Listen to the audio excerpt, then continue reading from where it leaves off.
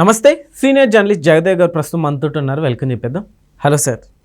నమస్తే. అమరావతికి 1000 కోట్లు పెట్టుబడిదారులు రాబోతున్నట్టు తెలుస్తోంది సార్. అసలుకి ఏంటి, చంద్రబాబు నాయుడు గారు నిజంగా స్టార్టింగ్లోనే సక్సెస్ కొట్టేశారు అనుకోవచ్చా? యాక్చువల్గా 1 year అయింది. 1 yearలో కూడా ఇంకా జాబులు కల్పించలేదు, మెగా డిఎస్సి వేశారు అని రకరకాల విమర్శలు వినిపిస్తున్నాయి. కాకపోతే అనుకున్నంత ఈజీ కాదు కదా. వేళ విత్తనం నాటేమంటారు, రేపటికే చెట్టు మొక్క అయిపోయి ఎల్లుండికి చెట్టు వచ్చి అవతల ఎల్లుండి కాయలు కాసేస్తుందా? కాదు కదా. సో దానికి చాలా పెద్ద కసరత్తు చేయాలి. సో ఇప్పుడు ఏంటంటే క్వాంటమ్ కంప్యూటర్స్ అనేది ఒక ఎస్టాబ్లిష్ చేయడానికి ఒక వ్యాలీ అంటే తెలుగులో అయితే లోయ, ఇక్కడ ఏంటంటే ఒక సెంటర్ లాగా ఒక హబ్ క్రియేట్ చేయాలని చూస్తున్నారు. అంటే ఆ క్వాంటమ్ కంప్యూటర్స్ ఏంటనేది ఇప్పుడు ఆల్రెడీ సూపర్ కంప్యూటర్స్ ఉన్నాయి. సూపర్ కంప్యూటర్ లాగే క్వాంటమ్ కంప్యూటర్ కూడా ఎన్హాన్స్ విడ్త్తో, అంటే దాన్ని ఏమంటారు, కెపాసిటీ, హార్డ్ డిస్కులు కానీ లేదంటే దాని యొక్క స్పీడ్ కానీ అన్నీ కూడా బాగా విపరీతమైన స్పీడ్తో తక్మని ఓపెన్ అయిపోయేలాగా చేసే దీనికి కసరత్తు చేస్తున్నాయి. దాని మీద చాలా సాఫ్ట్వేర్ కంపెనీలు కూడా R&D చేస్తున్నాయి, కొన్ని పెట్టుబడులు కూడా పెడుతున్నాయి. ఇప్పుడు ఫార్మాలో కానీ సాఫ్ట్వేర్ డెవలపింగ్లో కానీ కొన్ని R&Dలు చేసినప్పుడు ప్రతి కంపెనీ కూడా ఒక 1% వాళ్ళు వచ్చే రెవెన్యూలో 1% లోపే R&Dకి వెచ్చిస్తుంటుంది. R&D చేసి ఇంకా మనం డెవలప్ చేయొచ్చు, సాఫ్ట్వేర్ ఇంకెంత ముందుకు తీసుకెళ్ళచ్చు.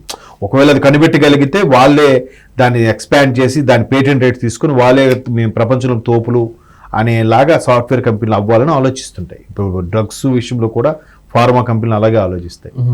అయితే ఇప్పుడు ఆ క్వాంటమ్ కంప్యూటింగ్కి సంబంధించి ఏదైతే వ్యాలీ హబ్ స్టార్ట్ అవబోతుందో, మొన్న వచ్చినప్పుడు కూడా కొంతమంది వచ్చారు, మైక్రోసాఫ్ట్ హెడ్ ఎవరెవరు కొంతమంది వచ్చి చూసి మాట్లాడి వెళ్ళారు. మళ్ళీ రీసెంట్గా అప్పుడు మొన్న చంద్రబాబు నాయుడు గారు అధ్యక్షన జరిగింది, మొన్న రీసెంట్గా మళ్ళీ ఐటీ మంత్రి లోకేష్ గారి అధ్యక్షన TCS head, last time TCS Microsoft 2-3 వచ్చారంతే.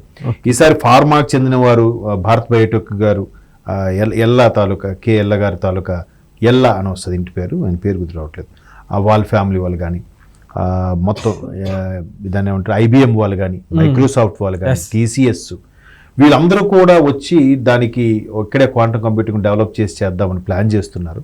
అలాగానైతే అటువంటి క్వాంటమ్ కంప్యూటింగ్ సెంటర్ వ్యాలీ కానీ వస్తే దాని ప్రపోర్షనేట్గా ఒక 4000 కోట్ల పెట్టుబడి అనేది అమరావతి బేస్గా వస్తుంది అనేది ఒక ఆలోచన.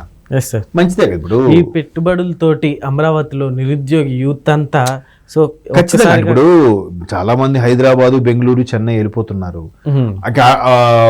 ఉత్తరాంధ్ర నుంచి మొత్తం ఇటు నెల్లూరు, రాయలసీమ అందరూ కూడా ఇటే వస్తారు కదా. సో వచ్చి లేకపోతే రాకపోయినా ఆల్రెడీ అటు వెళ్ళిపోయిన వాళ్ళు ఇక్కడ ఉన్న వాళ్ళకైనా ఉద్యోగ భృతి దొరుకుతుంది కదా. ఇప్పుడు చాలా మంది ఏముందిలే అంటారు. లూలు మాలే చిన్న ఎగ్జాంపుల్ చెప్తా. లూలు మాల్ జగన్మోహన్ రెడ్డి గారి టైంలో వైజాగ్లో పెడతామన్నారు. అంటే అంతకుముందు చంద్రబాబు నాయుడు గారి హయాంలో వైజాగ్లో లూలు మాల్ పెట్టడానికి ఒప్పుకుండా అన్ని పత్రాలు అయిపోయి, ఈయన వచ్చి చంద్రబాబు నాయుడు గారు పెట్టింది ఏది ఉండకూడదనే కాన్సెప్ట్ లో తీసేయడంతో ఆ లూలు మాల్ వచ్చి ఇక్కడ హైదరాబాద్ లో పడింది. ఎక్కడ మన ఫోరం మాల్ దగ్గర, KPHB సర్కిల్ దగ్గర పడిన తర్వాత ఏమైంది, లూలు మాల్ నడుస్తుంది ఇప్పటికీ. దాంట్లో చాలా మంది ఉద్యోగులుగా ఉన్నారు. దానికి ప్రపోర్షనేట్ గా పరోక్షంగా కొంతమంది హౌస్ కీపింగ్, దాని పక్క చుట్టుపక్కల చాయ్ షాపులు, హోటల్ షాపులు, ఆ చుట్టుపక్కల ఉండే ఇళ్ల రెంట్లు పెరుగుతాయి. ఆటో వాడు, క్యాబ్ వాడు, ర్యాపిడో వాడు, వాళ్ళకి బిజినెస్ వస్తుంది, అన్ని వస్తాయి కదా. ఒక్క వాళ్ళకే కాదు, ప్రత్యక్షంగా ఒక 1000 మందికి ఉద్యోగాలు వస్తే పరోక్షంగా దాని మీద ఒక 3000 మంది ఆధారపడి బతుకుతూ ఉంటారు. మీరు అందుకే చూడండి, మనకి హైదరాబాద్ లో కానీ ఎక్కడ కానీ పెద్ద పెద్ద డెవలప్డ్ స్కైలాక్స్ లాంటి పెద్ద పెద్ద బిల్డింగ్స్, సాఫ్ట్వేర్ కంపెనీలు ఉన్నప్పుడు పక్కనే కొంచెం దూరంలో స్లమ్ ఏరియా కనిపిస్తూ ఉంటుంది. అలా ఉండడం అది మంచిదే. చాలా మంది ఈ మధ్యలో స్లమ్ ఏరియా అనుకుంటారు, కానీ ఈ ఆఫీసులకు సంబంధించిన హౌస్ కీపింగ్ వాళ్ళు, సెక్యూరిటీ వాళ్ళు, కొంతమంది పనిచేసే వాళ్ళు అక్కడే ఉంటారు, అందుబాటులో ఉంటారు. వీళ్ళకి సర్వీసులు అందించే వాళ్ళు అందుబాటులో ఉంటారు కదా. అందుకు ఒక పాష్ ఏరియా పక్కనే స్లమ్ ఏరియా ఉంటుంది. సో అలాగే ఒక కంపెనీ వచ్చిందంటే నాకు ప్రత్యక్షంగా 1000 మంది బతికితే పరోక్షంగా 2-3 వేల మంది ఆధారపడి బతుకుతారు. సో ఇప్పుడు క్వాంటమ్ కంప్యూటింగ్ వ్యాలీ అనేది కానీ స్టార్ట్ అయితే దాన్ని బేస్ చేసుకొని MNCలు వస్తే, MNCలు బేస్ చేసుకొని చిన్న చిన్న కంపెనీలు మరొక 10 సంఖ్యలో వస్తాయి.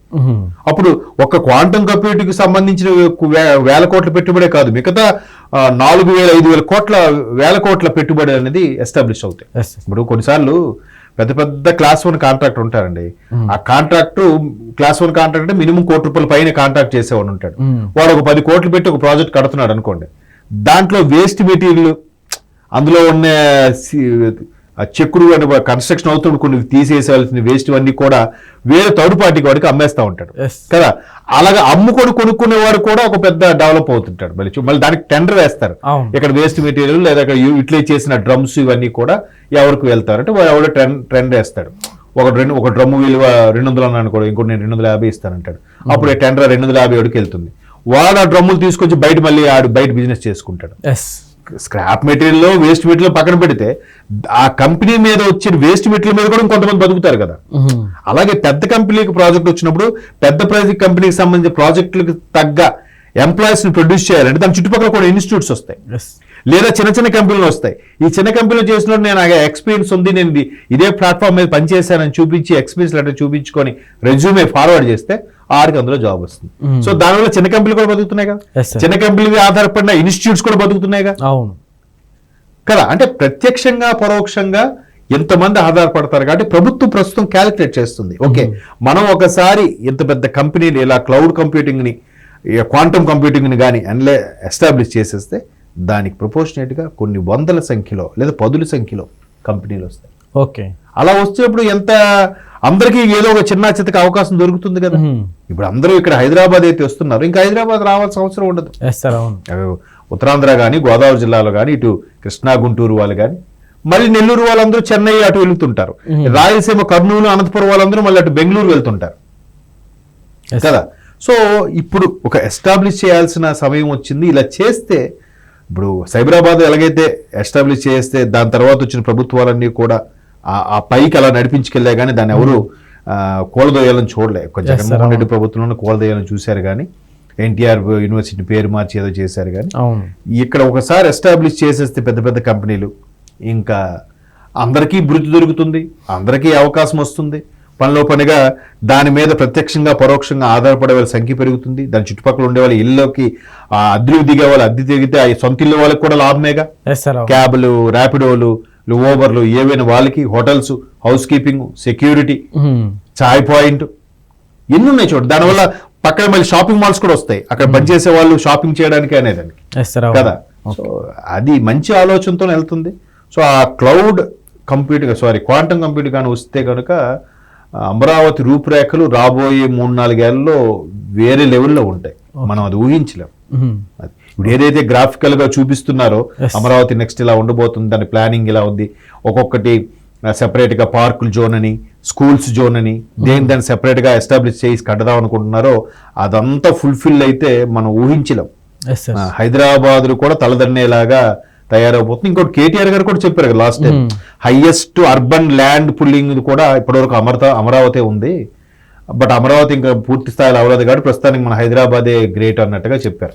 ఒకవేళ అమరావతి స్టార్ట్ అయితే హైదరాబాద్కి మించి ఉండబోతుంది. అది ఓకే సార్, థ్యాంక్ యూ.